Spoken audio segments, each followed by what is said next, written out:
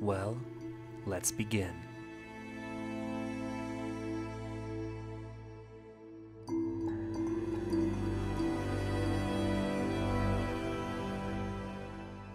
Welcome to Legends, a series that delves into the lore within Horizon Zero Dawn, a world with an abundance of powerful and moving history begging to be explored.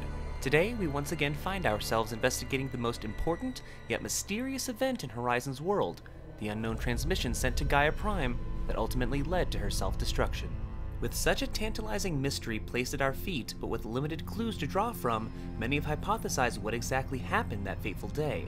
Here at the channel, we have picked apart many of the most prevalent theories that the dedicated Horizon community has devised, along with sharing a few of our own. All with valid points, but due to the nature of the topic, unavoidable speculation. Today's exploration, however, focuses on one of the most discussed and interpreted lines of dialogue that comes at the very end of the game, after Sylens downloads the memory of Hades once purged from Minerva.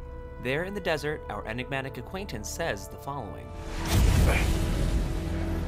Hello, old friend. Remember me? We've still so much to discuss. So much you never revealed. Your masters, for example. The ones who sent the signal that woke you. Knowledge has its rewards, don't you think? The Masters, the line that has sparked so much discussion and debate among the Horizon community. From crew members of the Odyssey colony ship to clones of Ted Faro and many more, all have been proposed as the source of the unknown transmission and the masters of the Extinction Protocol. Like our previous New Perspective videos, this exploration is driven from examining the present evidence and clues from a different point of view. In this particular instance, a line of examination that was first inspired by the frigid lands of the Banuk and the events of the Frozen Wilds. For those who have not yet played through the story of the DLC and wish to experience it firsthand, be warned, spoilers are imminent. When Aloy first arrives in the Cut, we quickly come to know of the dire situation that has been stirring deep in the heart of the mountain Thunder's Drum. We learn of the daemon that has imprisoned a spirit of the blue light, and thus begin our quest to liberate her from her oppressor. Due to the spiritual nature of the subject of the tribe and the obvious lack of these tribal societies' knowledge of 21st century technology, there obviously is a fair amount of misinterpretation as to what actually transpired in the mountain. Obvious parallels between demonic possession are overt to say the least, as the Banuk view the daemon as a malevolent force at odds with the blue light. Of course, what is actually happening has less to do with the demonic, but the function of a malware daemon. Specifically in this instance, malicious code sent by Hephaestus to seize control of the Firebreak facility and its governing AI, Cyan. But how is this relevant to the events of the unknown transmission, an event that occurred nearly 2 decades before the events of the Frozen Wilds? It's important because it sets a precedent in Horizon's universe of misunderstanding by those who seek to explain occurrences beyond themselves with limited information, a precedent of projecting human predisposition on a technological problem. Which brings us back to the Masters and how we came to know of them, or really, how Sylens came to know of them. Though a staggeringly impressive piece of technology, Hades is only a subordinate function of Gaia, and as with all of her other subfunctions, not a true AI, as explained by Dr. Sobek. This is apparent from the rudimentary communication skills exerted by Hades when Sylens first makes contact with it in the ruins of the downed Horus. As from what I have seen from the vast majority of those who have speculated upon this matter, most have assumed the Masters as a group of individuals, or to put it plainly, humans. But in this, we may have fallen prey to the same pitfall as the Banuk, seeking to find the reason behind the daemon and Firebreak. This was not a human expressing having a master, but a machine. So I asked myself, not from a lore or narrative standpoint, but from a programming standpoint, why would a machine or program express it has a master or masters? The answer in this speculation, because Hades, or at least the piece of the subfunction we interact with, is a slave process. As I have come to find, within the field of computer networking, there exists a model of communication defined as a master-slave relationship. As it's defined, this is a communication protocol in which one device, the master, controls one or more devices known as a slave or slaves. Once this process has been established, it's a one-way protocol where the slave device will always be controlled by the master. Now, what does this mean potentially for the source of the unknown transmission and why the Hades Protocol was initiated thereafter? For this, let's revisit the subject of how Hades was supposed to work in the framework of a terraforming process gone wrong. After all, this is the entire reason for Hades' existence. Unlike the rest of Gaia's subordinate functions, Hades was designed, if necessary, to take control of the terraforming system, unseating the AI to achieve this process, to then begin reverse terraforming operations, thus creating a clean slate for Gaia to begin again. In this, Hades is unique from the rest of the system, where the other subfunctions seem to be directly governed by Gaia. Due to the nature of Hades' protocol, and with Gaia's history of actively working against reverse terraforming processes in simulation, it seems possible that Gaia never truly governed Hades. This means that there may be a link in the chain in Hades' design that we are yet to see, and that Hades was always intended to have a master or masters, just one that wasn't Gaia.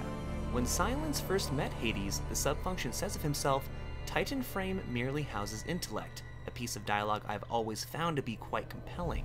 This has always struck me as the Hades subfunction having greater depth than what we have currently experienced in the greater story, predominantly the specifics of how the reverse terraforming process would have actually worked. Travis Tate gives this limited description with his hologram in the Zero Dawn staging facility.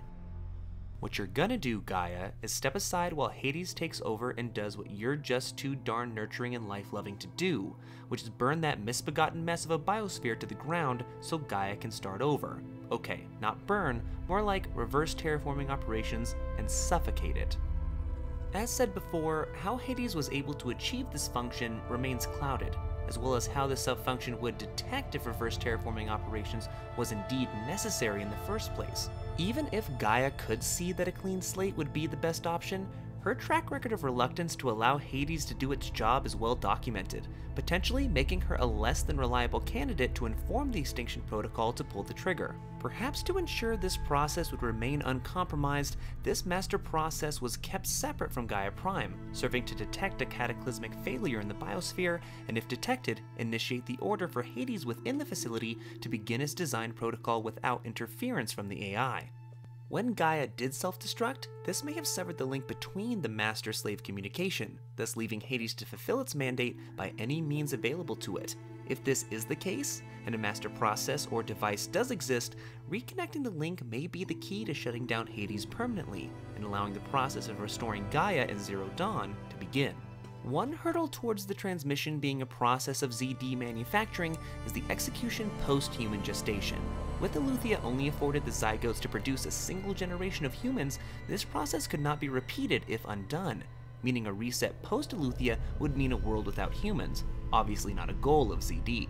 Though Hades was never meant to execute its protocol post-human reintroduction, ZD was also never meant to function without Apollo either, meaning there are elements of the terraforming system that never came to pass because it required an element of education not afforded to humanity. We know this to be true because of Gaia's subfunction Artemis was indeed affected by this lack of knowledge. The reason why we don't see a wider variety of animal life in the 31st century is because these non-Phase 1 organisms were meant to be reintroduced by humans educated by Apollo. Once again, an important precedent, one that proves that elements of the terraforming system were intended to be eventually controlled by Eleuthia-born humans. Though we can only speculate if this would be the case with Gaia's other subordinate functions, this proves that at least it was a possibility. It would have certainly helped humanity streamline rebuilding civilization if they could have tapped into the resources of Zero Dawn's functions, potentially using Demeter's capabilities to jumpstart organized agriculture, or use Poseidon tech to provide sustainable water treatment infrastructure for growing populations, and much more. If this was indeed the end goal of Zero Dawn, it could potentially mean once born and educated on the inner workings of ZD, these new humans were meant to use this master device or devices to manually deactivate the Hades protocol permanently, thus removing the possibility of reverse terraforming for good. Without Apollo, there was obviously no way this could have come to pass, and along with the Purge, we are still unaware of how exactly a reborn world with Apollo at its core was intended to be. In summary, much like my original New Perspective video concerning Hades, this leaves the possibility of an unknown catastrophic global event as an imminent threat to the people of the world. A villain not embodied by any person or group, but an adversary that needs to be overcome all the same. A plot that, in my opinion, not only could be justified within the lore, but also one that fits with the overarching theme of Horizon's story. A battle as old as time itself, life against death, growth versus decay, and hope in the face of hopelessness. The massive death toll of the die-off and the resurgence of the clawback, the battle against extinction between enduring victory and the Pharaoh Plague to ensure Zero Dawn might give new life, and Aloy's final showdown with Hades against the Eclipse all have this theme at their heart: the right to our own survival, and our will to fight for it. Even when caused by our own short-sighted pursuits for wealth, power, or knowledge, some part of us strives to do better, and to be better. This is Horizon, the surging, unstoppable force we know as life, and the embodiment of the human spirit to endure against all odds, and find a way to learn from the past, no matter how lost or forgotten it may seem to be. And that brings our journey to an end. If you'd like to see more content like this, likes and shares are always appreciated, and if you really like what we're doing at the channel, come join our community and hit that subscribe button. Also, consider supporting the channel on Patreon to help us create new series and to supply more quality content just like this. Check out the link in the description. Do you have a great idea or interesting question that could lead to our next episode? Let us know in the comments down below, and until next time, thanks for watching, and keep questing.